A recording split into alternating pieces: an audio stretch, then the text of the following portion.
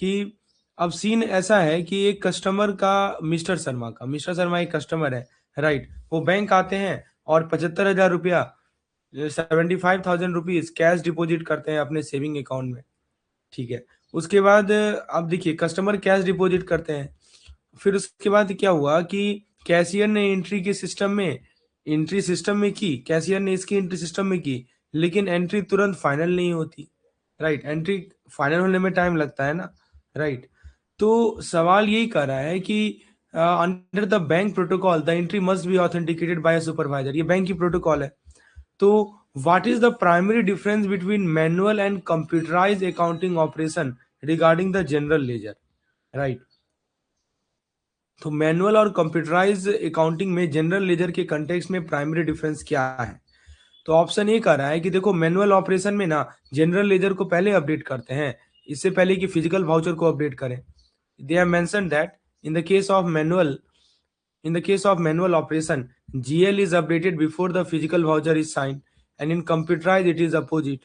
B कह रहा है कि देखो मैनुअल ऑपरेशन में staff manually total ledger head को अपडेट करता है जीएल कंट्रोल अकाउंट में, राइट। यानी मैनुअल में जीएल पहले अपडेट होता है। बी क्या कर रहा है दोस्तों कि मैनुअल ऑपरेशन में स्टाफ को मैनुअली टोटल करना पड़ता है और फिर जीएल कंट्रोल अकाउंट अपडेट होता है। ऑप्शन सी कर रहा है कि देखो कंप्यूटराइज ऑपरेशन में डेबिट क्रेडिट पेयर नहीं चाहिए जैसा कि मैनुअल ऑपरेशन में चाहिए। और डी कर रहा है कि देखो मैनुअल ऑपरेशन में केवल एक ही एंट्री होती है कैश डिपॉजिट की, जबकि कंप्यूटराइज में दो होती है। तो कुल मिलाकर ये सवाल है मैनुअल और वर्सेस कंप्यूटराइज। चलिए सॉल्व करते हैं इसको। पहले आप कुछ सवाल का जवाब दीजिए। सबसे पहले ये बताइए कि डबल एंट्री सिस्टम का मतलब क्या होता है? आपने नाम जरूर सुना होगा, you might have heard the name of double entry. So double entry नाम से ही क्लियर है कि दो एंट्री होगा, राइट, डबल एंट्री। और जैसे यहाँ मिस्टर शर्मा आते हैं, बैंक आते हैं, 75,000 रुपया कैश डिपॉजिट करते हैं अपने सेविंग अकाउंट में। अच्छा ये बताइए कि मान लीजिए कस्टमर जो है वो कैश डिपॉजिट कर रहा है, राइट। तो बैंक के पास कैश बढ़ता है या घटता है? बोलिए, दो ऑप्शन दे रहा हूँ, इंक्रीज और डिक्रीज। मतलब बैंक के पर्सपेक्टिव में बताइए, बैंक के पास बढ़ रहा है कैश या घट रहा है कैश? तो दोस्तों ऑब्वियस सी बात है कि बैंक का कैश बढ़ता है, क्योंकि कस्टमर पैसा लेके आ रहा है, जमा कर रहा है बैंक में, तो बैंक का कैश तो बढ़ेगा ही। अब देखिए कंप्यूटराइज बैंकिंग फ्लो कैसे होता है, ठीक है। देखिए बैंक, अब सबसे पहले कैशियर ने एंट्री की सिस्टम में, लेकिन एंट्री तुरंत फाइनल नहीं होती है। तो कैसे फाइनल होती है जी? तो बैंक का रूल कहता है कि देखो सुपरवाइजर ऑथेंटिकेट जरूर करेगा, राइट।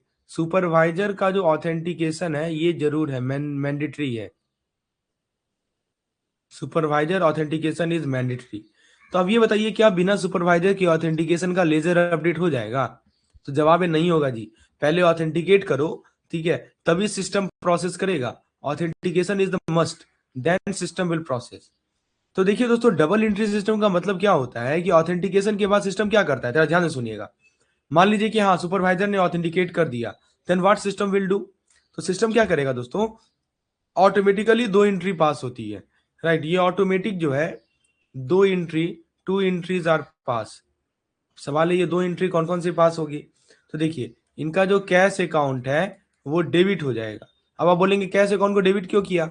देखिए सिंपल सी बात है, कैश एक रियल अकाउंट है। रियल अकाउंट का नियम कहता है कि debit what comes in, credit what goes out. तो बैंक के पर्सपेक्टिव में बात करें तो बैंक में पैसा आ रहा है कैश के फॉर्म में, तो कैश अकाउंट डेबिट हो गया। और मिस्टर शर्मा का पर्सनल अकाउंट है, पर्सनल अकाउंट का नियम है कि देखो पर्सनल अकाउंट का क्या नियम है जी, debit the receiver credit the giver. तो ये गिवर है तो उसको क्रेडिट कर देंगे, मिस्टर शर्मा के अकाउंट को क्रेडिट कर देंगे, समझे। तो दोस्तों कैश अकाउंट डेबिट क्यों हुआ? क्योंकि रियल अकाउंट है, रियल अकाउंट का नियम ही कहता है कि debit what comes in, credit what goes out. तो एट द अब एंड ऑफ द डे क्या होता है, ये तो ठीक है, हम जैसे हमने देखिए कैशियर ने एंट्री की, सुपरवाइजर ने ऑथेंटिकेट किया, ऑटोमेटिकली दो एंट्री बन गई, cash account debit, mister Sharma account credit. अब देखिए एट द ईओडी जब एंड ऑफ डे होता है तो क्या होता है कि जितने भी छोटी छोटी एंट्रियां हैं ऐसी, ठीक है, वो क्या हो जाती है, वो ऑटोमेटिकली लेजर बन जाती है। ऑटोमेटिकली क्या बन जाती है, जनरल लेजर बन जाती है, जनरल लेजर में चली जाती है। और जनरल लेजर ही क्या बनता है जी, जनरल लेजर ही बनता है हमारा बैलेंस शीट, और जनरल लेजर ही बनता है हमारा प्रॉफिट एंड लॉस अकाउंट, ठीक है। तो बताइए दोस्तों जनरल लेजर से कौन से स्टेटमेंट बनते हैं? Option A balance sheet, option B profit and loss account, option C दोनों।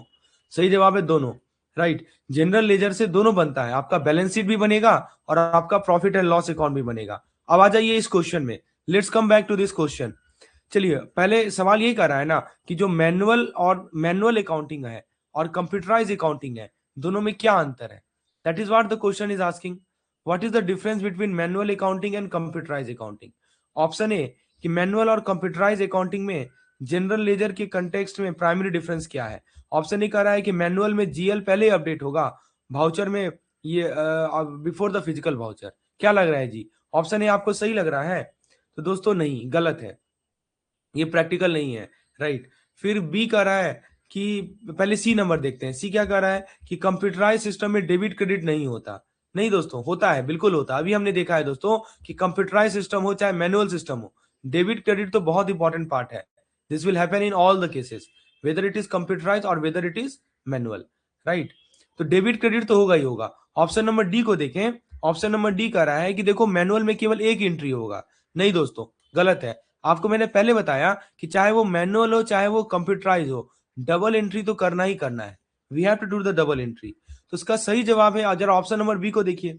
ऑप्शन नंबर बी कह रहा है कि देखो मैनुअल ऑपरेशन में स्टाफ को मैनुअली टोटल करना पड़ता है और फिर जीएल कंट्रोल अकाउंट अपडेट होता है। हाँ दोस्तों, ये बिल्कुल सही जवाब है। और देखिए इसको मैं अभी मैंने आपको समझाया भी है कि देखो कंप्यूटराइज सिस्टम में क्या होता है ना कि और system automatically day book automatically GL update कर देता है, जनरल लेजर ऑटोमेटिकली अपडेट होता है, राइट। तो दोस्तों अब आपको समझ में आया करेक्ट ऑप्शन कौन सा है? इसका सही जवाब है ऑप्शन नंबर बी। अंतर यही है दोस्तों कि जो हमारा मैनुअल अकाउंटिंग होता है, मैनुअल अकाउंटिंग में मैनुअल टोटलिंग करना पड़ता है, right. We have to do manual totaling, और मैनुअल टोटलिंग में फिर जीएल अपडेट किया जाता है। और जो हमारा कंप्यूटराइज अकाउंटिंग होता है दोस्तों, अंतर समझ लीजिए। कंप्यूटराइज अकाउंटिंग में क्या होता है कि ऑटोमेटिक फ्लो होता है। जैसे कोई हमारा जो सिस्टम में बैठा हुआ जो क्लेरिकल स्टाफ है, वो पहले एंट्री करते हैं, फिर सुपरवाइजर उन्हें ऑथेंटिकेट करेगा। ऑथेंटिकेट करने के बाद क्या होता है दोस्तों? ऑथेंटिकेट करने के बाद ऑटोमेटिकली दो एंट्री बन जाती है। जैसे हमने देखा ना इस पार्टिकुलर केस में, कैश अकाउंट डेबिट हुआ, मिस्टर शर्मा अकाउंट क्रेडिट हुआ। और जब एंड ऑफ द डे आता है, जिसको ईओडी बोलते हैं, एंड ऑफ द डे में क्या होता है? ऑटोमेटिकली जनरल लेजर अपडेट हो जाता है। समझे? तो यही होता है कंप्यूटराइज अकाउंटिंग में, ऑटोमेटिक फ्लो होता है और ये जीएल अपडेट होता है। तो दोस्तों डेबिट क्रेडिट तो दोनों में होगा, मैनुअल में भी होगा और कंप्यूटराइज में भी होगा। बताइए कंसेप्ट क्लियर हुआ दोस्तों? बोलिए क्या क्या डिफरेंस है ऑटोमेटिक और मैनुअल में? ये कंसेप्ट क्लियर हो गया? आई होप ये चीज क्लियर हो गया होगा। आइए क्वेश्चन नंबर 2 की ओर बढ़ते हैं। Let's C question number 2। इसी क्वेश्चन का सेकंड पार्ट है आपके सामने। तो यहां से ये दोस्तों क्या कर रहा है कि डबल एंट्री सिस्टम को एसेंशियल क्यों माना जाता है एक फेयर पिक्चर देने के लिए स्टेक होल्डर को? Why is double entry system consider essential for providing a fair picture to the stake holder? यानी डबल एंट्री को हम इतना जरूरी क्यों मानते हैं? क्यों ऐसा बोलते हैं कि हमें यदि स्टेक होल्डर को फेयर पिक्चर देना है तो डबल एंट्री सिस्टम ही करना है? तो ऑप्शन देखते हैं। तो ऑप्शन ए कह रहा है कि it ensure that every transaction is recorded in terms of monetary unit. फिर ऑप्शन बी कह रहा है, ऑप्शन ए क्या कह रहा है कि हर ट्रांजेक्शन मॉनेटरी यूनिट में रिकॉर्ड होता है। बी कह रहा है कि देखो it allow a single standalone entry to represent the bank entire financial position. यानी दोस्तों ये जो डबल एंट्री सिस्टम है, ये एक सिंगल एंट्री ही बैंक की पूरी फाइनेंशियल पोजीशन दिखा सकती है। सी कह रहा है कि देखो हर डेबिट के साथ एक कॉरेस्पॉन्डिंग क्रेडिट होता है। It ensure that every debit has a corresponding credit. और डी कह रहा है it eliminate the need for physical voucher. यानी दोस्तों डबल एंट्री का मतलब है नो वाउचर, नो ऑफिसर। आप बताइए ये क्या मतलब है, क्यों डबल एंट्री सिस्टम जरूरी है? तो दोस्तों सबसे पहले बेसिक कंसेप्ट क्लियर करते हैं। आप ये बताइएगा दोस्तों कि शेयर होल्डर का मतलब जानते हैं कि नहीं जानते हैं? राइट, शेयर होल्डर का मतलब जानते हैं ना आप? तो दोस्तों यहाँ पे स्टेक होल्डर की बात हो रही है, सॉरी शेयर होल्डर नहीं, स्टेक होल्डर। यहाँ पे स्टेक होल्डर का क्या मतलब होता है? What is the meaning of this term stake holder? देखिए स्टेक होल्डर में कौन कौन आते हैं? स्टेक होल्डर में आपके शेयर होल्डर हो सकते हैं, और कौन हो सकते हैं जी? शेयर होल्डर हो सकते हैं, उसके बाद आपके ऑडिटर हो सकते हैं स्टेक होल्डर में, और कौन हो सकते हैं? रेगुलेटर्स हो सकते हैं। So all of them comes under the stake holder, share holder, auditor, regulator, right. सबको बैंक की रियल फाइनेंशियल पोजीशन देखनी होती है, राइट। मतलब उनको इंटरेस्ट है, they are called stake holder, right, they have interest. तो इसीलिए उनको चाहे वो शेयर होल्डर हो, चाहे वो ऑडिटर हो, चाहे वो रेगुलेटर हो। अच्छा दोस्तों, फेयर पिक्चर का क्या मतलब होता है? यहाँ पे इन्होंने एक वर्ड लिखा है fair picture. Do you know the meaning of this term fair picture? Fair picture का क्या मतलब होता है दोस्तों? देखिए, फेयर पिक्चर का मतलब होता है कंप्लीट पिक्चर। इसका मतलब ही होता है कंप्लीट पिक्चर, राइट। और कंप्लीट पिक्चर तभी मिलेगी ना जब ट्रांजेक्शन का सोर्स भी दिखे और इम्पैक्ट भी दिखे। कंप्लीट पिक्चर के लिए आपको सोर्स भी चाहिए और आपको इम्पैक्ट भी चाहिए, तभी तो कंप्लीट पिक्चर दिखेगा, समझिए। तो कंप्लीट पिक्चर तभी मिलेगा आपको जब आपको सोर्स भी दिखे और इम्पैक्ट भी दिखे। अब देखिए, अगर सिर्फ मान लीजिए कैश आया, दिखाया नहीं कहाँ से आया, या ये नहीं दिखाया, मतलब मान लीजिए कैश आया ये दिखा मुझे, लेकिन ये नहीं दिखा कि कहाँ से आया, तो पिक्चर कभी कंप्लीट होगी? नहीं ना होगी जी। इसीलिए डबल एंट्री आई है, समझिए। तो जरा ऑप्शन को देखिए। ऑप्शन ए कह रहा है कि एटेंसी, ऑप्शन ए बोल रहा है कि हर ट्रांजेक्शन मॉनेटरी यूनिट में रिकॉर्ड होता है। अच्छा ये बताइए, पैसा में रिकॉर्ड करना जरूरी है, लेकिन क्या इसी वजह से डबल एंट्री जरूरी है? नहीं, सिर्फ अमाउंट लिखना काफी नहीं है। चलिए बी को देखिए। बी क्या कह रहा है? It allow a single standalone entry to represent the bank entire financial position. यानी एक सिंगल एंट्री बैंक की पूरी फाइनेंशियल पोजीशन दिखा सकती है। अब बताइए, एक आंख से पूरी दुनिया दिखती है क्या? नहीं दिखती है, तो ये भी गलत है, क्योंकि आप यदि सिंगल एंट्री की बात करेंगे तो ये आपको हाफ इंफॉर्मेशन देगा, this will give you half information, तो बी भी नहीं होगा। चलिए सी को जरा देखिए। सी क्या कर रहा है कि हर डेबिट के साथ एक कॉरेस्पॉन्डिंग क्रेडिट होगा। इसका मतलब क्या कि जहां से पैसा आया वो भी रिकॉर्ड और जहां गया वो भी रिकॉर्ड, एग्जैक्टली सी नंबर सही है, राइट। मतलब जितना भी डेबिट है से कॉरेस्पॉन्डिंग एक क्रेडिट होगा, कहाँ से पैसा आया वो भी रिकॉर्ड करो, कहाँ गया वो भी रिकॉर्ड करो, राइट। तो हर डेबिट के साथ एक क्रेडिट। और लास्ट ऑप्शन कह रहा है कि it eliminate the need for physical voucher and authorise officer.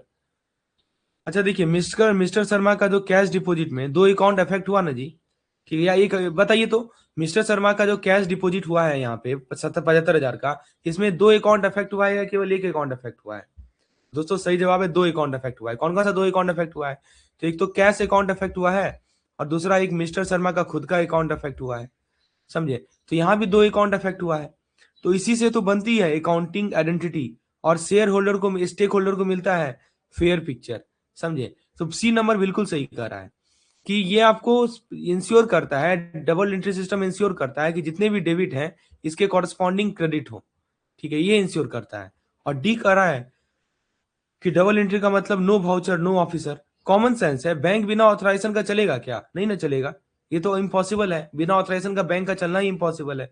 तो दोस्तों करेक्ट आंसर कौन सा है? सी नंबर ऑप्शन करेक्ट है, ठीक है। The correct answer is option number C. तो हमने क्या सीखा यहां से, एक बार रिकॉल कर लेते हैं दोस्तों। हमने ये सीखा कि देखो, डबल एंट्री का मतलब क्या होता है? डबल एंट्री का मतलब होता है नो स्टैंड अलोन एंट्री, मतलब एक एंट्री ना नहीं होना चाहिए, प्लस, ठीक है, प्लस डेबिट और क्रेडिट होना चाहिए, प्लस दो अकाउंट तो कम से कम इफेक्ट हो, दो अकाउंट तो एटलीस्ट, एक दो से ज्यादा भी हो सकता है लेकिन कम से कम दो तो अफेक्टेड हो। इस लाइन को याद रखिएगा ना, कि देखिए सिंगल एंट्री कभी भी फेयर पिक्चर नहीं देता, डबल एंट्री हमेशा फेयर पिक्चर देता है, इसीलिए स्टेक होल्डर कंप्लीट इंपैक्ट चाहते हैं। आई होप इसका कंसेप्ट आपको क्लियर हो गया होगा। आइए थर्ड केस स्टडीज को डिस्कस करते हैं। बहुत ही इंटरेस्टिंग केस स्टडी है हमारा, जो कि बेस्ड है बैंकिंग लेजर मैनेजमेंट पे।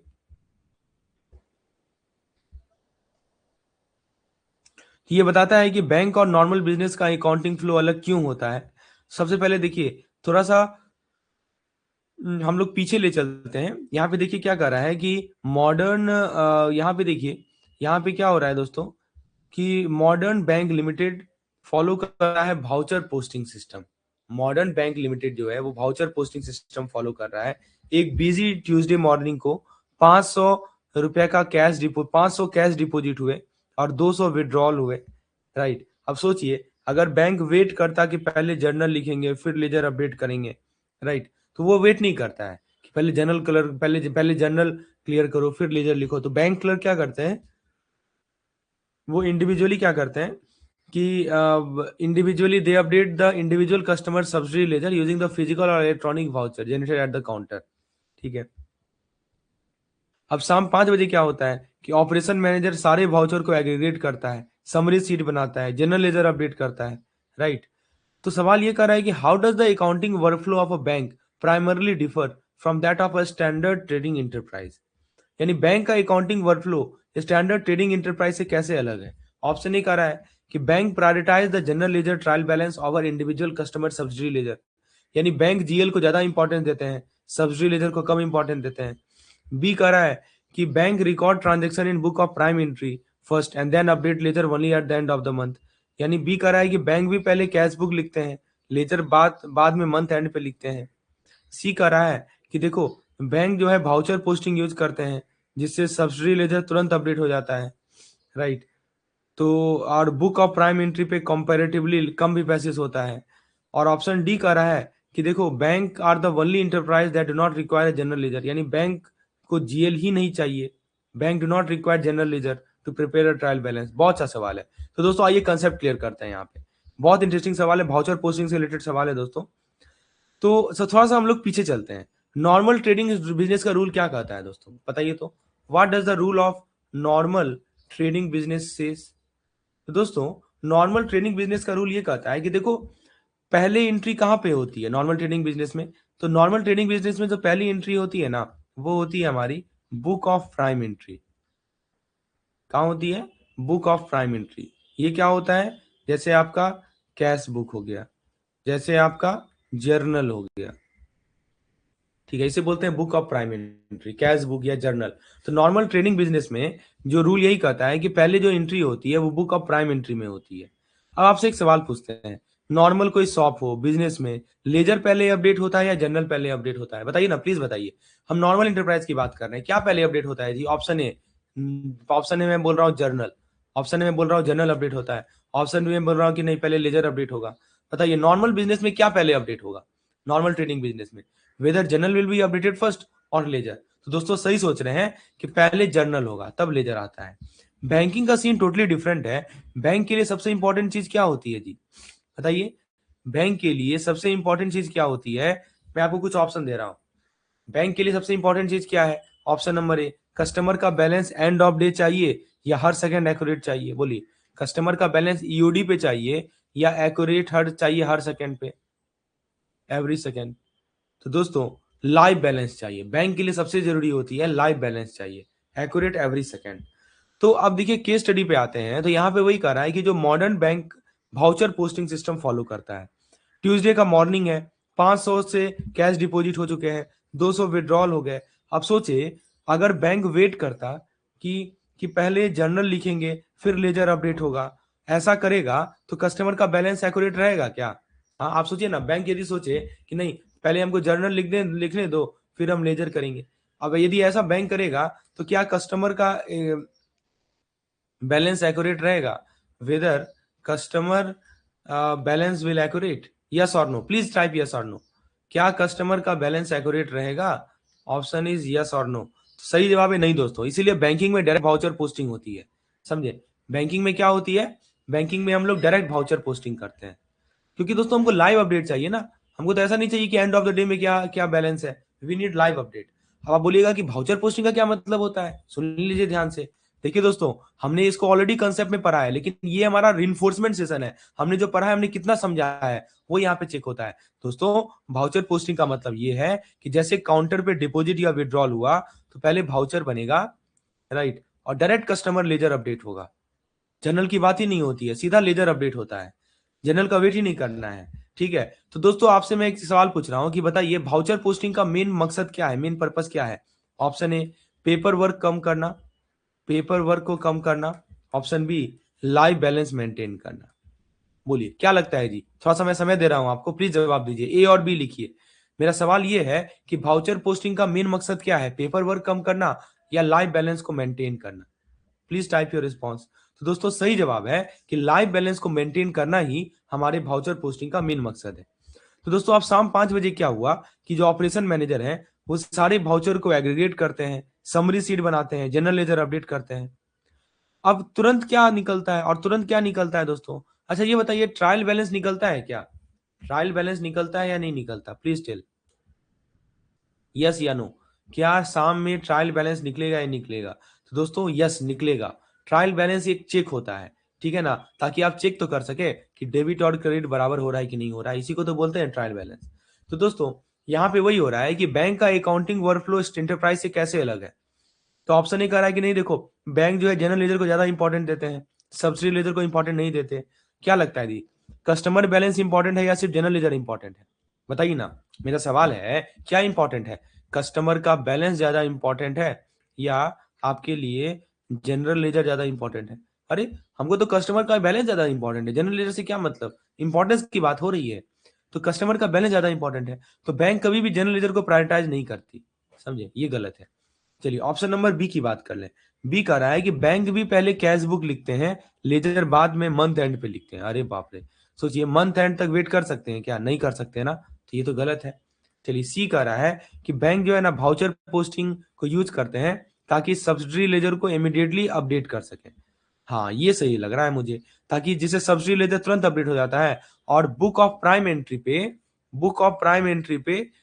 कंपेरेटिवली कम ही पैसे चाहिए, क्योंकि बुक ऑफ प्राइम एंट्री हमारा जनरली जो है ना, जो हमारे ये ट्रेडिंग एंटरप्राइज है वो यूज करते हैं।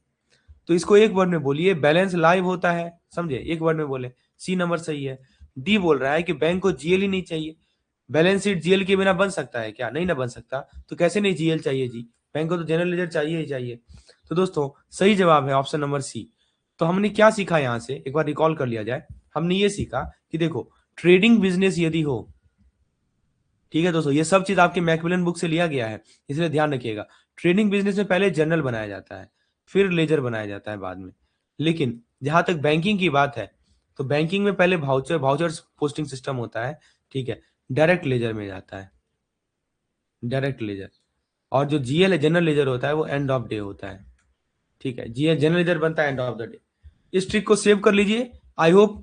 देखिए सिंपल सी बात है कि बैंक को लाइव बैलेंस चाहिए, वाउचर पोस्टिंग मैंडेटरी है बैंक में, सब्सिडी लेजर पहले बनेगा, ठीक है, और फिर जनरल लेजर और ट्रायल बैलेंस बाद में बनेगा, डायरेक्ट लेजर पोस्टिंग होता है यहाँ पे, समझे, क्लियर हो गया ना कंसेप्ट। सब्सिडी लेजर पहले बना, जनरल लेजर बाद में बना, ट्रायल बैलेंस बाद में बना, ट्रायल बैलेंस बनना जरूरी है, ट्रायल बैलेंस बनता है तो हमको पता चलता है कि डेबिट और क्रेडिट बराबर है, समझे। तो दोस्तों आई होप ये कॉन्सेप्ट आपको क्लियर हो गया होगा, इस क्वेश्चन का जो कॉन्सेप्ट है। आइए अगले सवाल की ओर बढ़ते हैं। Let's see the next question that we have. तो फ्रेंड्स नेक्स्ट क्वेश्चन में देखिए हेरिटेज बैंकिंग की बात हो रही है। Here we are talking about the heritage banking.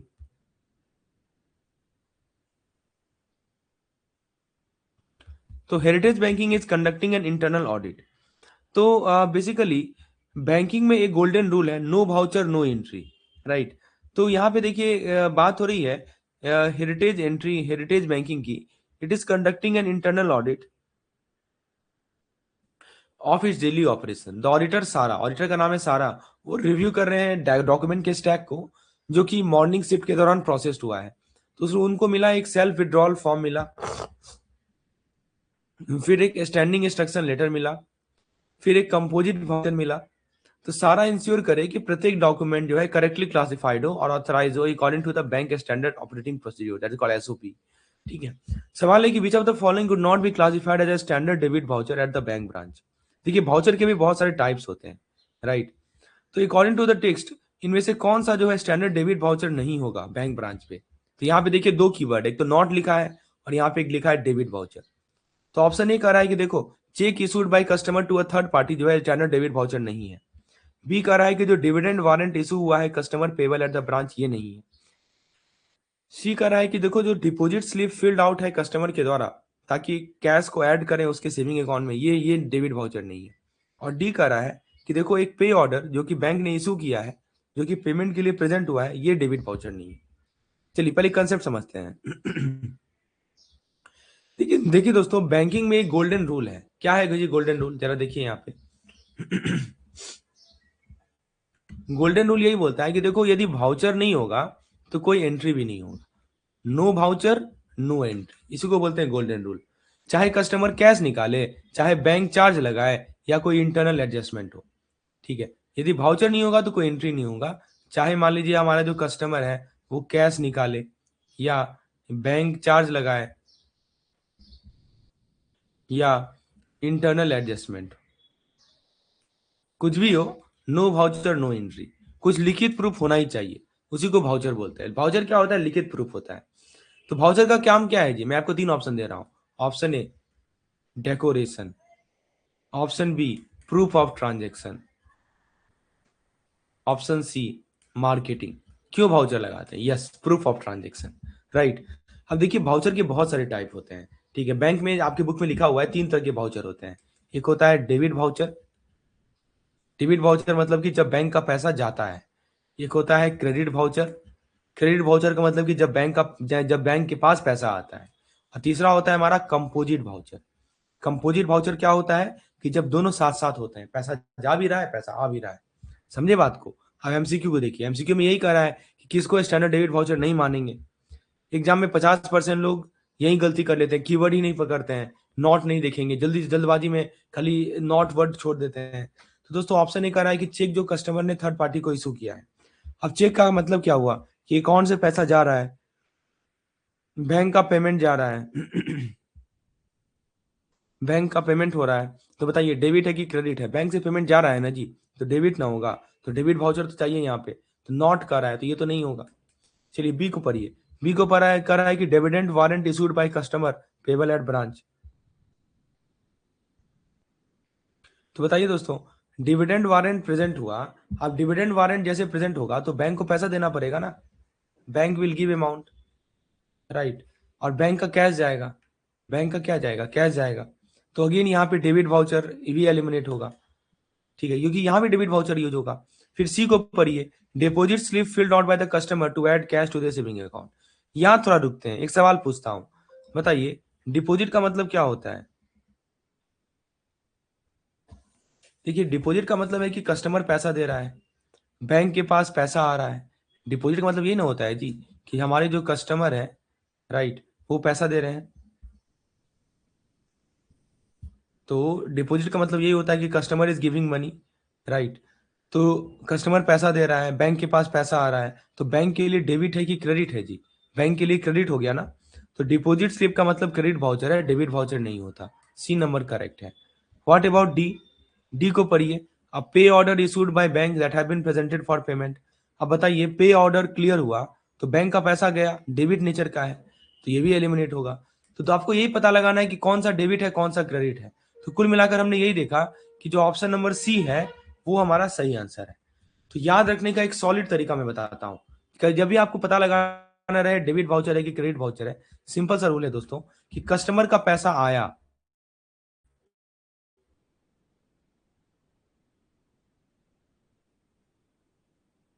ठीक है, कस्टमर का पैसा यदि आए, ठीक है, तो फिर वो डेबिट वाउचर, ठीक है। तो डिपॉजिट डेबिट नहीं है, डिपॉजिट क्रेडिट है, समझे। तो दोस्तों याद रखिएगा, withdrawal from debit voucher, cash deposit from credit voucher, suspense to expense transfer composite voucher. I hope चीजें आपको क्लियर हो रही होंगी। 3 तरह के वाउचर होते हैं, क्यों वाउचर जरूरी है ये भी हमने देखा है। अब इस क्वेश्चन के सेकंड पार्ट पे आते हैं। कंपोजिट वाउचर का नाम सुन के थोड़ा कंफ्यूजिंग लगता है क्या? तो आइए दोस्तों, एक 2 मिनट में आपको क्रिस्टल क्लियर कर देते हैं चीजें। देखिए, सवाल है कि क्यों what define a composite voucher as mention in the banking procedure. ठीक है, मतलब एक्चुअल मीनिंग पूछा है आपको, कीवर्ड पकड़िए, कीवर्ड यही करा है कि एक्चुअल मीनिंग क्या है कंपोजिट वाउचर का। ऑप्शन ए करा है, it is a voucher that can only be used by the bank designated official, यानी वाउचर जो कि बैंक डेजिग्नेटेड ऑफिशियल के द्वारा यूज होगा। बी कह रहा है कि देखो, it is a voucher that contain both debit and credit entry for different account with in the same document. C कह रहा है कि एक ऐसा वाउचर है जो कि मल्टीपल चेक को कंबाइन करता है सेम कस्टमर को एक एंट्री में। और डी कह रहा है, it is a voucher use exclusively for cancelling draft and refunding amount to the customer. अब बताइए, बहुत अच्छा सवाल है। पहले मैं आपको बेसिक कंसेप्ट क्लियर कर देता हूं but regarding the composite voucher. देखिए दोस्तों, सिंपल भाषा में समझिए कि बैंक में सिर्फ बैंक का जो काम होता है सिर्फ पैसा लेना देना नहीं है। कभी कभी एक ही ट्रांजेक्शन में एक जगह आपका डेबिट हो रहा है और एक जगह आपका क्रेडिट हो रहा है, इन अ सिंगल ट्रांजेक्शन होता है दोस्तों कभी कभी, राइट। बस वही डॉक्यूमेंट होता है, ठीक है, कंपोजिट वाउचर। लिखो, याद रखिएगा कि एक वाउचर में दो इफेक्ट हो रहा है।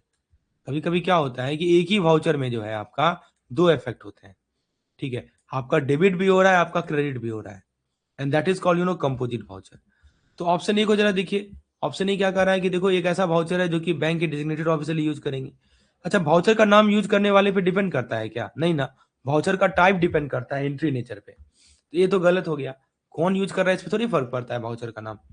फिर सी को देखिए, it is a voucher that combine multiple cheque from the same customer into entry, into one entry. ये सुन के अच्छा लगा, पर चेक कंबाइन करना कंपोजिट वाउचर नहीं होता है। ये सिर्फ, इसको सिर्फ हम, सॉरी पी नहीं सी, जस्ट वेट अ मिनट, सी की बात हो रही है। ये इसको सिर्फ ना हम लोग बैच प्रोसेसिंग बोलते हैं। क्या होता है? Batch processing. ठीक है। डी को देखिए, it is a voucher use exclusively for cancelling draft and refunding amount to the customer. ये स्पेसिफिक यूज केस हो सकता है, डेफिनेशन नहीं है। कंपोजिट का मतलब सिर्फ रिफंड नहीं होता। ठीक है। Composite does not means refund, तो डी भी गलत हो गया। सही जवाब क्या है इसका? सही जवाब है इसका ऑप्शन नंबर बी। ठीक है। यहाँ पे क्या है, एक इंपॉर्टेंट सवाल पूछते हैं, आप प्लीज जवाब दीजिएगा। मान लीजिए कोई ऐसा भाउचर है, ठीक है। अगर एक भाउचर में मान लीजिए हमारा अकाउंट नंबर ए है, ठीक है, इसको हमने डेबिट किया, और दूसरा अकाउंट है हमारा अकाउंट नंबर बी, इसको हमने क्रेडिट किया एक ही भाउचर में, तो क्या ये कंपोजिट वाउचर है? हाँ जी, यही कंपोजिट वाउचर होता है। अकाउंट ए को डेबिट किया, अकाउंट बी को क्रेडिट किया, दिस कॉल्ड कंपोजिट वाउचर। तो सही जवाब क्या है इसका? What is the correct answer? The correct answer to this question is option number B. तो एग्जाम्पल मैं ले लेता हूँ, आप बोलिएगा कि वो एग्जाम्पल लेके समझाओ कंपोजिट वाउचर को। ठीक है, एक एग्जाम्पल ले लेता हूँ। जैसे मान लीजिए आप सस्पेंस अकाउंट ले लीजिए। Take the case of suspense account. अब देखिए सस्पेंस अकाउंट, मान लीजिए एक्सपेंस वाला अकाउंट वाले ले लेते हैं। ठीक है, तो सस्पेंस को हमने डेबिट किया, right, we have debited the suspense, and expense को हमने क्रेडिट किया। ठीक है, एक ही वाउचर है, लेकिन इसी को बोलते हैं कंपोजिट वाउचर। तो दोस्तों, एक डेबिट और एक क्रेडिट यदि सेम वाउचर में हो तो वो कंपोजिट कहलाता है। केवल कैश डिपॉजिट वाउचर हो तो कंपोजिट कहलाएगा। दो जीएल अकाउंट के बीच में ट्रांसफर हो, कंपोजिट कहलाएगा। समझे? ये सब याद रखेंगे। तो आई होप ये क्वेश्चन समझ में आ गया होगा। तो एग्जाम में जब भी लिखे transfer from one account to another, simple सा क्लिक कर दीजिएगा कंपोजिट वाउचर। ये ट्रिक है याद रखने के लिए। अब देखिए क्या है कि ये मंडे मॉर्निंग है ग्लोबल ट्रस्ट बैंक में, और कुछ तीन कस्टमर आते हैं अपने बैंकिंग स्लिप लेके। आइए देखते हैं क्या कर रहा है दोस्तों, कि जब कस्टमर पैसा डिपॉजिट करता है तो बैंक के लिए वो डेबिट होता है या क्रेडिट होता है। एग्जैक्टली वही सवाल है कि देखिए यहाँ पे वही कर रहा है कि ग्लोबल ट्रस्ट बैंक का काउंटर है, तीन लोग लाइन में खड़े हैं, तीन लोग लाइन में खड़े हैं दोस्तों। एक तो हमारे मिस्टर आनंद है, एक मिसेस प्रिया है, और एक एबीसी कॉर्प है। तो मिस्टर आनंद जो है कैश डिपॉजिट कर रहे हैं अपने बेटे के लिए 25,000 रुपया, बेटे के सेविंग अकाउंट में। मिसेस प्रिया जो है वो जीएसटी चालान भर रही है 1,20,000 का। ठीक है, और एबीसी कॉर्प जो है वो स्पेशल पे इन स्लिप लेकर आए हैं, right, arrival with a special format पे इन स्लिप। तो अब सवाल ये कर रहा है कि according to the banking procedure describe, right, following is which of the following is true regarding the pay in slip use as a credit voucher. ठीक है, आपको बताना है कि सही ऑप्शन कौन सा है। यहाँ पे कीवर्ड को पकड़िए, true, this is the keyword, true regarding the pay in slip. ठीक है, मतलब डेफिनेशन प्लस रूल आपसे पूछा है। तो ऑप्शन नंबर एक आ रहा है कि देखो, they must strictly follow a single universal format for all the customer without exception. ठीक है, यानी कि एक सिंगल यूनिवर्सल फॉर्मेट फॉलो करें सभी कस्टमर के लिए। बी कह रहा है कि देखो, they are only used by borrower to repay the loan, यानी केवल बोरोवर यूज करता है लोन रिपेमेंट के लिए। सी कह रहा है कि इसको हम डेबिट वाउचर के रूप में क्लासिफाई करेंगे क्योंकि कस्टमर जो है पैसा हैंड ओवर कर रहा है। और डी कह रहा है कि they can be in special format for certain customer based on formal agreement with the bank. तो ये चार ऑप्शन दिए गए हैं, आइए देखते हैं। पहले ऑप्शन नंबर, पहले कंसेप्ट को समझते हैं दोस्तों। यहाँ पे तीनों बैंक का पैसा दे रहे हैं, राइट। आप एक चीज नोटिस कीजिए कि चाहे मिस्टर आनंद हो 25,000 रुपया जमा कर रहे हैं, मिसेस प्रिया है जीएसटी का फॉर्म भर रही है, मतलब चालान भर रही है, और एबीसी कॉर्प जो है पे इन स्लिप है। मतलब एक चीज नोटिस कीजिए कि तीनों के तीनों जो है पैसा बैंक में जमा कर रहे हैं, तो क्रेडिट वाउचर भरे होंगे, राइट। तीनों बैंक को पैसा दे रहे हैं, राइट, तो क्रेडिट नेचर का केस है। ठीक है, तो अब ऑप्शन ए कह रहा है कि they must be strictly follow a single universal format for all the customer. अब ये बताइए, एक सवाल पूछते हैं कि क्या बैंक कोई एक्सेप्शन नहीं देता? कॉर्पोरेट क्लाइंट, गवर्नमेंट पेमेंट, बताइए कोई एक्सेप्शन नहीं देता क्या? सबके लिए सेम रूल होता है? नहीं, एक्सेप्शन होता है। समझे? तो ऑप्शन नहीं तो गलत है, यहाँ पे कोई एक्सेप्शन का बात ही नहीं हो रहा है। ऑप्शन भी कह रहा है कि दे आर ओनली, पे इन स्लिप की बात हो रही है, they are used only by borrower to to repay the loan. अच्छा ये बताइए, पे इन स्लिप का काम सिर्फ लोन रिपेमेंट होता है क्या? Saving deposit, GST payment? नहीं दोस्तों, ये गलत है। एक्चुअली पे इन स्लिप का काम सब जगह होता है, आप जीएसटी पेमेंट भी कर सकते हैं, आप आप सेविंग डिपॉजिट भी जमा कर सकते हैं। तो ये गलत है ये कहना कि केवल आप रेगुलर रुपये द लोन, ये गलत है। ऑप्शन नंबर डी को देखिए, डी क्या कर रहा है कि they are classified as debit voucher because customer is handing over money to the bank. अब ये एग्जामिनर का फेवरेट ट्रैप है। कस्टमर पैसा दे रहा है बट बैंक की बुक में पैसा आ रहा है। कस्टमर पैसा दे रहा है बट देखिए, तो वाउचर का नेचर हमेशा बैंक पर्सपेक्टिव से होता है, राइट। तो ये डेबिट वाउचर नहीं होगा, ये क्रेडिट वाउचर होगा। क्योंकि आपको जब भी वाउचर डिसाइड करना हो ना, you look at the bank perspective, right. तो आप हमेशा बैंक के पर्सपेक्टिव से बात करें, कभी भी कस्टमर के पर्सपेक्टिव से बात मत करें। तो बैंक के पर्सपेक्टिव से ये जो पैसा आ रहा है, राइट, तो आ रहा है तो वो क्या हो गया, राइट। तो ऑब्वियस सी बात है, क्योंकि ये बैंक पैसा आ रहा है तो वो हमेशा क्रेडिट वाउचर होगा। और सी का रहा है देखो कि देखो option while usually standard they can be in special format for certain customer based on formal agreement with the bank. हाँ दोस्तों, यहीं पे पूरी कहानी का जवाब छिपा है। क्वेश्चन में किस कस्टमर का मेंशन था, एबीसी कॉर्प का, स्पेशल फॉर्मेट, प्रायर एग्रीमेंट, लिखा है ना, कीवर्ड पकड़िए, एबीसी कॉर्प है, ठीक है, स्पेशल स्पेशल फॉर्मेट है और प्रायर एग्रीमेंट है, ठीक है। तो विदाउट कंफ्यूजन करेक्ट आंसर है ऑप्शन नंबर सी। सही जवाब क्या है इसका, ऑप्शन नंबर सी हमारा सही जवाब है, राइट। तो दोस्तों पे इन स्लिप नॉर्मली स्टैंडर्ड होते हैं, ठीक है, प्लीज याद रखिएगा। मैं यहाँ पे आपको पे इन स्लिप का कैरेक्टरिस्टिक बता देता हूँ कि देखो, जो हमारा पे इन स्लिप होता है ना, नॉर्मली ये क्या होता है, नॉर्मली ये स्टैंडर्ड होता है, राइट। लेकिन हमारे जो कॉर्पोरेट हैं, हमारे जो गवर्नमेंट के क्लाइंट हैं, राइट, इनके लिए स्पेशल फॉर्मेट हो सकता है। For them there can be a special format, right, with formal agreement. Special format हो सकता है विथ फॉर्मल एग्रीमेंट, समझे। तो प्लीज याद रखिएगा कि पे इन स्लिप नॉर्मली तो स्टैंडर्ड होता है, लेकिन कॉर्पोरेट या गवर्नमेंट क्लाइंट के लिए स्पेशल फॉर्मेट हो सकता है। तो दोस्तों हमने क्या सीखा कि देखो, सेविंग डिपॉजिट है तो क्रेडिट वाउचर है, जीएसटी चालान डिपॉजिट है, क्रेडिट वाउचर है, बैंक के पर्सपेक्टिव से सोचिए, और कॉर्पोरेट स्पेशल जो है पे इन स्लिप पॉसिबल है।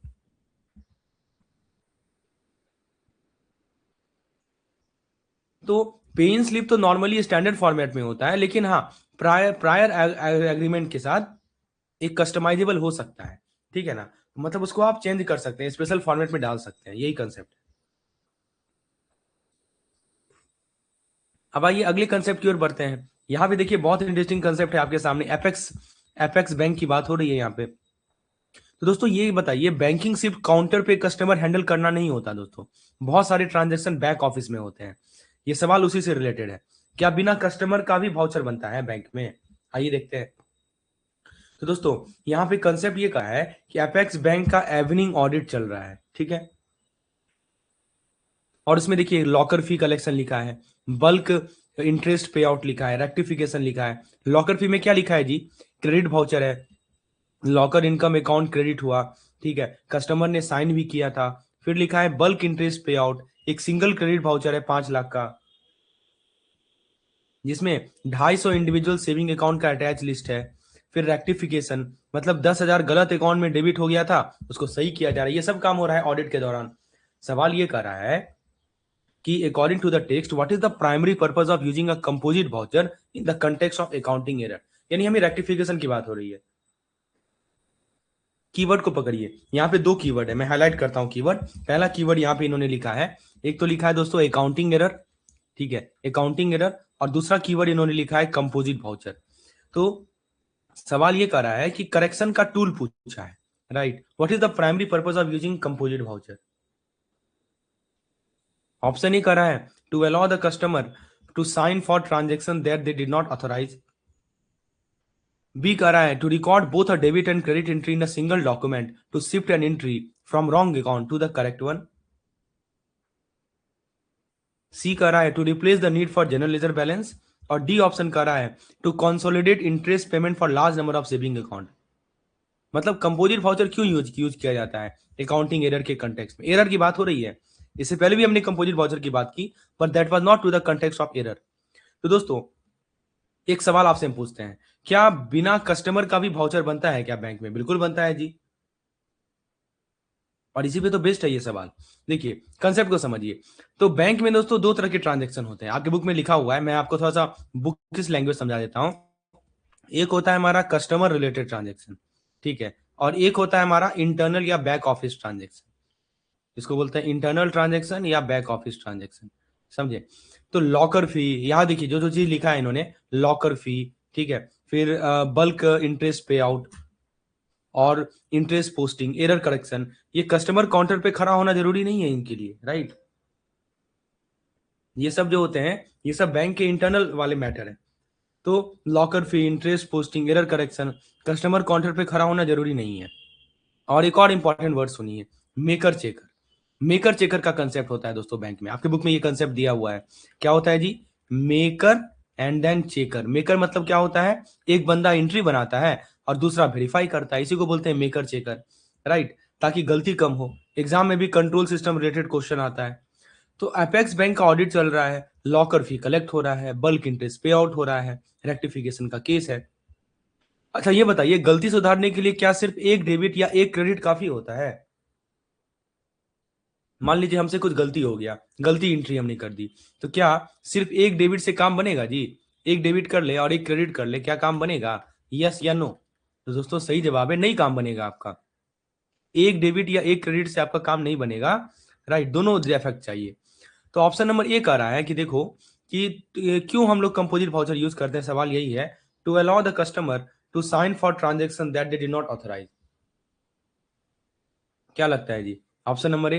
तो कस्टमर साइन का कंसेप्ट अलग है, कंपोजिट वाउचर का काम रेक्टिफिकेशन का है, परमिशन लेना नहीं है, तो ये तो नहीं होगा, ठीक है। सी को पढ़िए, सी कह रहा है to replace the need for general ledger balance.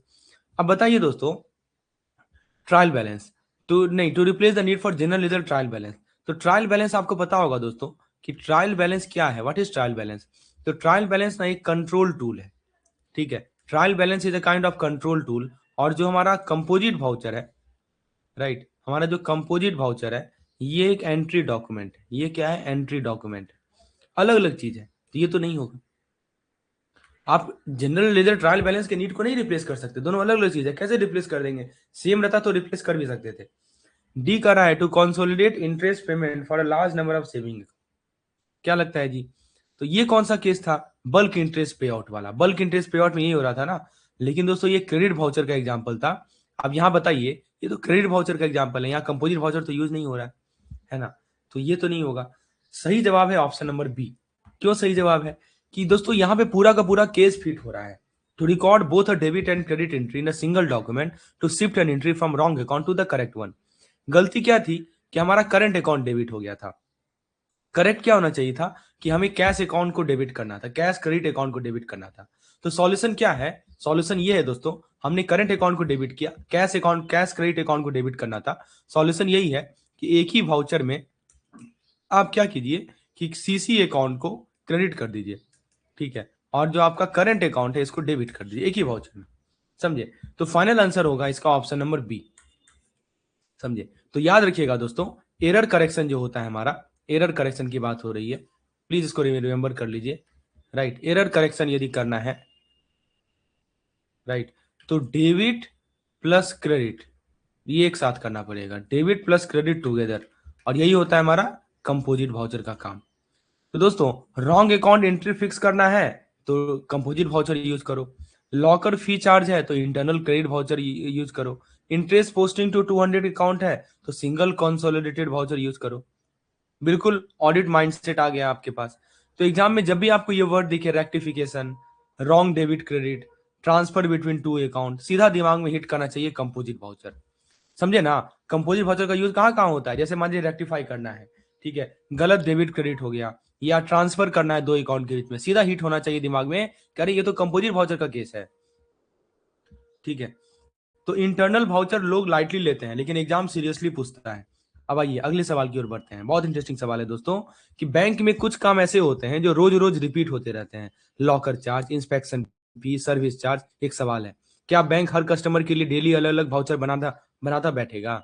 बताइए ना जी। तो आइए इसी पे बेस्ड सवाल है। सवाल ये कर रहा है दोस्तों, how do bank typically handle repetitive transaction of similar nature to maintain efficiency?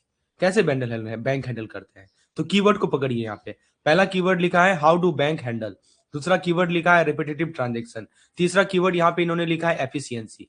ये तीन कीवर्ड है, ठीक है, आंसर में प्रोसेस पूछा जा रहा है। देखिए कीवर्ड से हमें पता चलता है कि आंसर में पूछा क्या जा रहा है। तो दोस्तों इस सेशन में मैं केवल आपको क्वेश्चन आंसर ही नहीं बता रहा हूं, आपको बता रहा हूं कि कैसे क्वेश्चन को समझें। The question is asking you about the process. Option number A कह रहा है कि they require every individual customer to visit the branch and sign a separate voucher. B कह रहा है they skip the voucher process entirely and update the general ledger directly. C कह रहा है कि आपका they prepare a consolidated voucher on bank statement accompanied by a detailed list of affected account। और D कह रहा है they use credit advice receive from other branch to bypass the subsidiary ledger. बताइए दोस्तों कौन सा ऑप्शन सही लग रहा है, ए बी सी या डी। कैसे बैंक हैंडल करते हैं? तो दोस्तों यहाँ पहले कंसेप्ट को समझते हैं। कंसेप्ट ये है, what is the concept here. तो दोस्तों कंसेप्ट ये है कि देखिए आपको मैंने पहले बताया कि क्या बैंक कस्टमर के लिए डेली अलग अलग वाउचर बनाता है, बैठेगा नहीं बनाएगा ना। एफिशिएंसी चाहिए, ड्रामा नहीं चाहिए। तो बैंकिंग में एक सिंपल लॉजिक होता है कि देखो सेम नेचर का, मैं यहां लिखता हूं सेम नेचर, ठीक है, सेम नेचर का रिपीट होने वाला, ठीक है, बल्क ट्रांजेक्शन, सेम नेचर का रिपीट होने वाला बल्क ट्रांजेक्शन यदि है तो इन सब के लिए जो वाउचर बनता है उसको बोला जाता है कॉन्सोलिडेटेड वाउचर। देखिए अभी तक हम कंपोजिट वाउचर की बात करते थे, अब नया वाउचर आया है इसका नाम है कॉन्सोलिडेटेड वाउचर। क्या कंडीशन बताया, सेम नेचर का रिपीटेटिव ट्रांजेक्शन, तो उसके लिए कौन सा वाउचर बनता है, कॉन्सोलिडेटेड वाउचर। तो यहाँ पे एक इंपॉर्टेंट वर्ड याद रखिएगा, मैं फिर से हाईलाइट कर देता हूं, रिपीटेटिव ट्रांजेक्शन, ये की वर्ड है। रिपीटेटिव ट्रांजेक्शन मतलब सेम टाइप, बार बार डिफरेंट कस्टमर या अकाउंट, समझे। तो ऑप्शन नंबर ए क्या कह रहा है कि देखो they require every individual customer to visit the branch and sign a separate voucher. अरे इमेजिन कीजिए 500 कस्टमर लाइन में खड़े हैं, प्रैक्टिकल है क्या चीज, बिल्कुल प्रैक्टिकल नहीं है। बी कह रहा है they skip the voucher process entirely and update the GL directly. अरे गोल्डन रूल तो है कि आपका वाउचर ही नहीं होगा तो कोई एंट्री ही नहीं होगा, ये तो गोल्डन रूल है। मैं बार बार रिपीट कर रहा हूं, no voucher no entry. Voucher का काम ही क्या है कि ये आपका एक रिकॉर्ड के रूप में रखता है, एक प्रूफ होता है ट्रांजेक्शन का। वाउचर नहीं होगा तो एंट्री नहीं करेगा बैंक। हाँ जीएल अपडेट करता है डायरेक्टली, लेकिन बिना वाउचर का कैसे कर देगा अपडेट, तो बी तो गलत हो गया ना। जीएल अपडेट होता है, कंट्रोल फेलियर है। यदि आप अब सीधा डायरेक्टली जीएल अपडेट कर दीजिएगा बिना वाउचर का तो कंट्रोल फेलियर है ना। ठीक है, सी क्या कर रहा है, ऐसा डी को पहले देख लेते हैं। डी कर रहा है कि क्रेडिट एडवाइस यूज करो दूसरे ब्रांच से। अब ये बताइए कि रिपीटेटिव लॉकर चार्जेस का दूसरी ब्रांच से क्या लेना देना है जी, ये तो फालतू का ऑप्शन दिया हुआ है। सही जवाब है इसका ऑप्शन नंबर सी, क्योंकि दोस्तों वो एक कॉन्सोलिडेटेड वाउचर बनाएंगे बैंक स्टेशनरी में कंपनी बाय डिटेल लिस्ट। देखिए यहीं पे पूरा कंसेप्ट फिट होता है।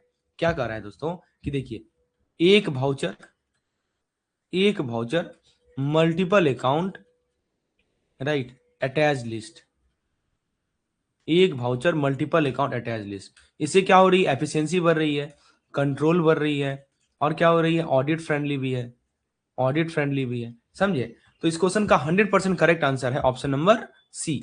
Option number C is the 100% correct answer of this question, right. तो मैं आपको एग्जांपल लेके समझाता हूँ। जैसे मान लीजिए कि लॉकर इंस्पेक्शन चार्ज है, 300 लॉकर है। कितने लॉकर है जी, 300 लॉकर है, मंथली डेबिट करना है, समझे। मान लीजिए कि 300 लॉकर है और हमें मंथली डेबिट करना है, राइट। तो बैंक क्या करेगा, 300 वाउचर बनाएगा? नहीं, 300 वाउचर नहीं बनाएगा, एक कॉन्सोलिडेटेड वाउचर बनाएगा। क्या बनाएगा, एक कॉन्सोलिडेटेड वाउचर बनाएगा जिसमें 300 अकाउंट का लिस्ट रहेगा। क्या रहेगा, 300 अकाउंट का लिस्ट रहेगा, समझे।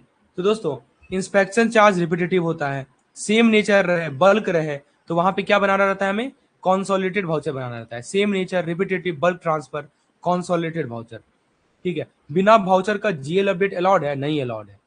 दोस्तों जब भी बल्क, रिपीटेटिव, सेम नेचर दिखे सीधा जवाब दे दीजिएगा कॉन्सोलिडेटेड वाउचर। ठीक है दोस्तों, आइए अगला सवाल देखते हैं। अगला सवाल बहुत इंटरेस्टिंग सवाल है दोस्तों। यहाँ पे बात हो रही है कि क्या आप सभी एक ही टाइप का मोबाइल यूज करते हैं? नहीं ना जी, सबका अलग अलग मोबाइल होता है। तो दोस्तों ये क्वेश्चन वही है, मोबाइल अलग क्यों है, क्योंकि सबकी जरूरत अलग है। एग्जैक्टली वही लॉजिक जो है बैंक के अकाउंटिंग सिस्टम में भी अप्लाई होता है, ठीक है। तो सवाल ये कर रहा है कि देखो इमेजिन कीजिए कि जेनिथ इंटरनेशनल बैंक है, अच्छी बात है। अब करोड़ ऑफ ट्रांजेक्शन हो रहा है डेली, ठीक है ना, करोड़ का ट्रांजेक्शन हो रहा है daily, RTGS, NEFT, international payment, साथ ही साथ क्लाउड सिस्टम भी है, ठीक है, बायोमेट्रिक और मल्टीलैटरल सिक्योरिटी भी है। यहाँ लिखा है ना multi layered biometric, biometric security, cloud cloud based system भी इनके पास है, जेनिथ के पास। और दूसरी तरफ एक हमारी रूरल क्रेडिट बैंक है, ठीक है, इनका एग्रीकल्चर लोन पे फोकस्ड है, ये specifically for agriculture loan, micro saving, remote village, keyword को पकड़ना है हमें, रिमोट विलेज, ठीक है, ऑफलाइन एंट्री हो रही है, सिंपल सॉफ्टवेयर है इनका, ठीक है। अब एक सिंपल सा सवाल है, क्या दोनों बैंक एक ही सॉफ्टवेयर पे काम करेंगे? तो दोस्तों सवाल ये कर रहा है कि why it is difficult to define a single universal accounting system that apply to all the bank. क्यों ये डिफिकल्ट है कि एक single universal accounting system define करना क्योंकि सब बैंक पे अप्लाई हो? ऑप्शन ए कह रहा है कि because bank are not required to follow double entry accounting. Option B कह रहा है कि because system vary based on hardware configuration, software capability, security level and specific nature and volume of transaction. Option C कह रहा है कि because different bank use different monetary unit. Option D कह रहा है कि because only big bank can use customisable software. तो बताइए दोस्तों, ये चार ऑप्शन में से ए बी सी डी में से कौन सा ऑप्शन सही है, ये सवाल है। तो सबसे पहले तो आपको मैंने ये सवाल पूछा था कि देखिए, बैंक में भी आपको मैंने बोला ना कि क्या आप सब लोग एक ही जैसा मोबाइल यूज करते हैं? नहीं ना करते हैं। मोबाइल अलग अलग क्यों यूज करते हैं? क्योंकि सबकी जरूरत अलग अलग है। सेम कंसेप्ट दोस्तों बैंकिंग सिस्टम में भी अप्लाई होती है, ठीक है। देखिए, डबल एंट्री होता है, बैलेंस शीट होगा, प्रॉफिट एंड लॉस अकाउंट होगा, राइट। बैंकिंग में भी रूल सेम होते हैं लेकिन सिस्टम सेम नहीं होता। लेकिन सिस्टम डिपेंड करता है, ये तो रूल सबका सेम है, डबल एंट्री सबको करना है, बैलेंस शीट सबको अपडेट करना है, प्रॉफिट एंड लॉस सबको बनाना है, ये तो रूल है, these are the rules which is same for all the bank. लेकिन सिस्टम सेम नहीं होता। अब सिस्टम साइज पे डिपेंड करता है। सिस्टम किस पे डिपेंड करता है? साइज पे डिपेंड करता है। जैसे बैंक का साइज क्या है, दूसरा ट्रांजेक्शन का वॉल्यूम कैसा है, तीसरा सिक्योरिटी का रिक्वायरमेंट क्या है, चौथा कस्टमर के किस तरह के कस्टमर है, इस पे बैंक का सिस्टम डिपेंड करता है। अब यहाँ पे दो बैंक देखिए ना आप, एक तो जेनिथ वाला है और एक रूरल वाला है, ठीक है। क्या दोनों बैंक एक ही सॉफ्टवेयर पे काम कर सकते हैं? नहीं दोस्तों, नहीं कर सकते हैं। तो गोल्डन रूल याद रखिएगा दोस्तों, गोल्डन रूल अब मैं आपको बता रहा हूं दोस्तों, बहुत इंपॉर्टेंट गोल्डन रूल है, आपकी बुक में भी दिया गया है, लेकिन मैं तोड़ तोड़ कर आपको एक चीज बताऊंगा। देखिए, अकाउंटिंग का जो प्रिंसिपल होता है ना, अकाउंटिंग का जो प्रिंसिपल होता है ये कॉमन चीज होता है, लेकिन अकाउंटिंग के जो सिस्टम होते हैं ना, ये क्या होते हैं? कस्टमाइज होते हैं। प्लीज इसको नोट कर लीजिएगा, अकाउंटिंग का प्रिंसिपल कॉमन होता है लेकिन सिस्टम कस्टमाइज होता है, ठीक है। तो यहाँ पे जो की वर्ड है इस क्वेश्चन में वो दो है, universal accounting system apply to all the bank, reason पूछा है। तो ये कह रहा है कि देखो सारे बैंक को डबल एंट्री अकाउंटिंग फॉलो करना है। अरे बैंक डबल एंट्री फॉलो करता है, ऑब्वियसली करता है ना जी। यहाँ लिखा है नॉट रिक्वायर्ड, ये तो गलत हो गया ना, ठीक है। बी कह रहा है, पहले सी देख लेते हैं। सी कह रहा है because different bank use different monetary unit. सब बैंक पैसे में ट्रांजेक्शन करते हैं ना, चाहे रुपी हो, डॉलर हो, यूरो हो, सिर्फ करेंसी डिफरेंस होता है, अकाउंटिंग सिस्टम का रीजन नहीं है। डी कह रहा है कि only big bank can use customize software. देखिए, कस्टमाइजेशन सिर्फ साइज पे डिपेंड नहीं होती, स्मॉल बैंक भी अपने नीड के हिसाब से सॉफ्टवेयर यूज करती है, तो डी भी गलत है। तो बी कह रहा है कि because system vary based on hardware, software, security level, nature, volume of transaction. यहाँ पे पूरा का पूरा केस हमारा फिट हो रहा है। जेनिथ बैंक जो है इसका हाई वॉल्यूम है, इसका हाई सिक्योरिटी चाहिए। रूरल बैंक लो वॉल्यूम है, ऑफलाइन है, सिंपल है। तो दोस्तों करेक्ट ऑप्शन है ऑप्शन नंबर बी। तो दोस्तों ऐसे समझिए, मैं आपको रियल लाइफ एग्जांपल देता हूं कि बैंक का जो सिस्टम है ना, उसको एक गाड़ी मान लीजिए। क्या मान लीजिए? गाड़ी। बैंक का जो सिस्टम है, you can consider it like a गाड़ी, right. Highway driving Ferrari, village road tractor, destination same है, डेस्टिनेशन एक ही जगह पहुंचेगा, लेकिन टेक्नोलॉजी अलग है। आप बड़े बड़े बैंक फरारी यूज कर रहे हैं, ठीक, राइट। और जो विलेज रोड है वो जो रूरल बैंकिंग है वो ट्रैक्टर यूज कर रहे हैं। तो दोस्तों अकाउंटिंग रूल सेम होते हैं, सॉफ्टवेयर सब बैंक का सेम होता है, ट्रांजेक्शन वॉल्यूम सिस्टम डिसाइड करता है, ठीक है। अकाउंटिंग प्रिंसिपल कॉमन होता है, सिस्टम जो है कस्टमाइजेबल है according to the transaction volume, according to the security, according to the nature of business. समझे बात को? यही चीज आपके बुक में समझाया गया है।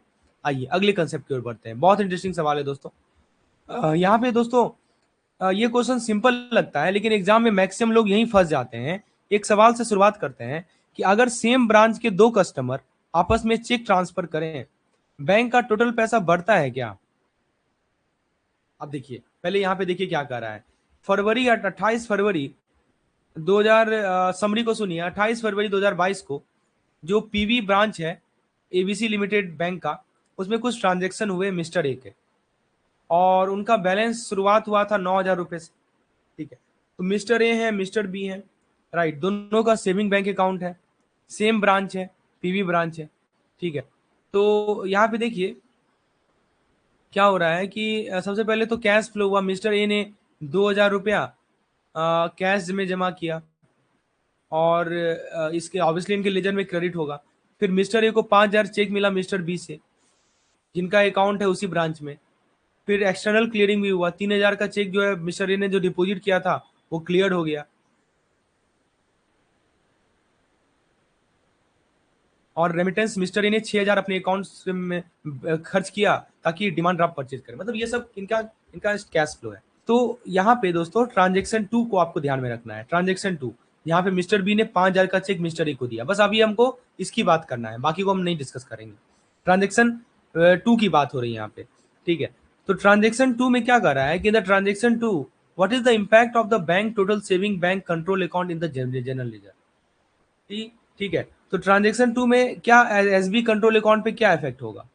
तो ऑप्शन ए कह रहा है कि देखो कंट्रोल अकाउंट 5,000 से बढ़ जाएगा, बी कह रहा है कि कंट्रोल अकाउंट 5,000 से घट जाएगा, सी कह रहा है कि नेट बैलेंस जो है अनचेंज रहेगा, और डी कह रहा है कि कैश अकाउंट जो है 5,000 से डेबिट हो जाएगा। दोस्तों बहुत अच्छा सवाल है, पहले कंसेप्ट समझते हैं। सबसे पहले एक बेसिक कंसेप्ट समझिए कि ये जो कंट्रोल अकाउंट ये होता क्या है। यहाँ बार बार आ रहा है ना एक टर्म, एसबी कंट्रोल अकाउंट। ये क्या होता है, देखिए ये क्या है कि जितने भी सेविंग अकाउंट है, ऑल सेविंग अकाउंट, जितने भी सेविंग अकाउंट है, राइट, उसका ये मिरर होता है, mirror of all the saving account. मतलब अगर मान लीजिए एक कस्टमर का बैलेंस बदले, कंट्रोल अकाउंट भी उतना ही रिफ्लेक्ट करेगा। कोई मान लीजिए कोई कस्टमर है, ठीक है, उसका बैलेंस मान लीजिए चेंज हो जाए, तो आपका जो कंट्रोल अकाउंट है ना, वो क्या करेगा, उतना ही रिफ्लेक्ट करेगा। समझे। तो एक सेंटेंस लिख लीजिएगा कि सेम लेजर ग्रुप के अंदर ट्रांसफर यदि होता है तो नेट इफेक्ट 0 होता है। अब वही हो रहा है, मिस्टर ए और मिस्टर बी दोनों का सेविंग बैंक अकाउंट है, सेम ब्रांच में है। मिस्टर बी ने 5,000 का चेक दिया, मिस्टर ए ने रिसीव किया। रुकिए जरा, मिस्टर ए का बैलेंस बढ़ेगा क्या, मिस्टर बी का बैलेंस घटना चाहिए, जी हाँ, एक बढ़ेगा एक घटेगा। अब एंट्री कैसा होगा इसका, अब एंट्री कैसा होगा, तो दोस्तों मिस्टर ए कौन है, मिस्टर ए है रिसीवर, दोनों पर्सनल अकाउंट है जी। मिस्टर ए है रिसीवर, पर्सनल अकाउंट का रूल क्या कहता है, डेबिट द रिसीवर। तो debit the receiver credit the giver, तो बैंक के परस्पेक्टिव से क्रेडिट हो जाएगा 5,000, बैंक के परस्पेक्टिव से बोल रहे हैं। मिस्टर बी के, मिस्टर ए के परस्पेक्टिव से तो डेबिट होता, और मिस्टर बी पेयर है, तो बैंक के परस्पेक्टिव से ये डेबिट हो जाएगा 5,000 वाउचर में। अब एक मास्टर सवाल, दोनों अकाउंट किस कैटेगरी में आ रहा है, दोनों अकाउंट जो है हमारा सेविंग बैंक अकाउंट में आ रहा है। सेविंग बैंक कंट्रोल अकाउंट क्या होता है, ये आपको टोटल सेविंग बैंक बैलेंस का टोटल दिखाता है। तो जब मिस्टर ए 5,000 प्लस दिखाएगा, मिस्टर बी 5,000 माइनस दिखाएगा, तो नेट इफेक्ट 0 ही ना हुआ जी। हाँ, तो ऑप्शन ए क्या कर रहा है, ऑप्शन ए कह रहा है कि देखो कंट्रोल अकाउंट 5,000 से बढ़ जाएगा, काहे का बढ़ेगा, इंक्रीज तब ना होता जब बाहर से पैसा आता। ठीक है, बी कह रहा है कि देखो डिक्रीज हो जाएगा, डिक्रीज तब ना होता जब पैसा ब्रांच से बाहर जाए। सी कह रहा है कि नेट बैलेंस अनचेंज रहेगा, एग्जैक्टली बिल्कुल सही बात है कि देखिए same branch same same saving bank ledger, तो ट्रांसफर ही केवल हो रहा है, तो कंट्रोल अकाउंट पे कोई फर्क नहीं पड़ेगा। और डी कह रहा है कि कैश अकाउंट डेबिट होगा, कैश कहीं इन्वॉल्व ही नहीं है, चेक ट्रांसफर था, तो कैश की बात ही नहीं आती है। तो इस लाइन को अंडरलाइन कर लीजिए, मैं यहाँ पे लिख भी देता हूँ कि देखो सेम ब्रांच रहे, ठीक है, देख लो सेम ब्रांच रहे, सेम टाइप ऑफ अकाउंट रहे, ठीक है, तो कंट्रोल अकाउंट में कोई चेंज नहीं होता, no change in control account, please note it down. ठीक है, ए से B same branch same cheque, saving control change नहीं होगा, कैश डिपॉजिट सेविंग कंट्रोल बढ़ेगा। ठीक है, और क्लियरिंग मान लो रिसीव हुआ है दूसरे ब्रांच से, तो सेविंग कंट्रोल वहां भी बढ़ता है। अब देखिए ये वाला केस देखिए, ट्रांजेक्शन नंबर 1 की बात कर लेते हैं। तो बताइए इस केस में क्या होगा। तो बहुत ही बेसिक लगने वाला क्वेश्चन आता है। ठीक है, कैश ब्रांच में आया, सबसे पहले किसके पास जाता है। तो यहाँ पे देखिए सवाल ये कर रहा है कि मिस्टर ए ने दो, अच्छा ट्रांजेक्शन नंबर 1 में देखिए क्या हुआ था कि मिस्टर ए ने 2,000 रुपया कैश डिपॉजिट किया था। तो वही कर रहा है कि मिस्टर ए ने 2,000 रुपया कैश डिपॉजिट किया। तो सवाल ये कर रहा है कि when Mr. A deposited 2000 rupees in cash, which record capture the debit side of the transaction before it reaches the general ledger? Keyword है यहाँ पे, मैं यहाँ पे कीवर्ड हाईलाइट कर देता हूँ, before it reaches the general laser, मतलब फर्स्ट पॉइंट ऑफ एंट्री पूछा है आपसे, ये सवाल पूछ रहा है कि फर्स्ट पॉइंट ऑफ एंट्री क्या होगा, इससे पहले कि वो जनरल लेजर तक पहुंचे फर्स्ट पॉइंट ऑफ एंट्री क्या होगा, दैट इज द क्वेश्चन। आइए कैलकुलेट करते हैं, कंप्यूट करते हैं। पहला लिखा है कि दोस्तों क्लियरिंग हाउस रजिस्टर, बी लिखा है cash scroll of cashier, C लिखा है bank mister B subsidy ledger, और डी लिखा है आउटस्टेशन ब्रांच ड्राफ्ट रजिस्टर। चलिए पहले आपको मैं पहले बेसिक कंसेप्ट समझाता हूँ। बताइए कि कैश ब्रांच में आए सबसे पहले किसके पास जाता है, मैं आपको 3 ऑप्शन दे रहा हूँ। कैश मान लीजिए ब्रांच में आ रहा है, सबसे पहले किसके पास जाएगा?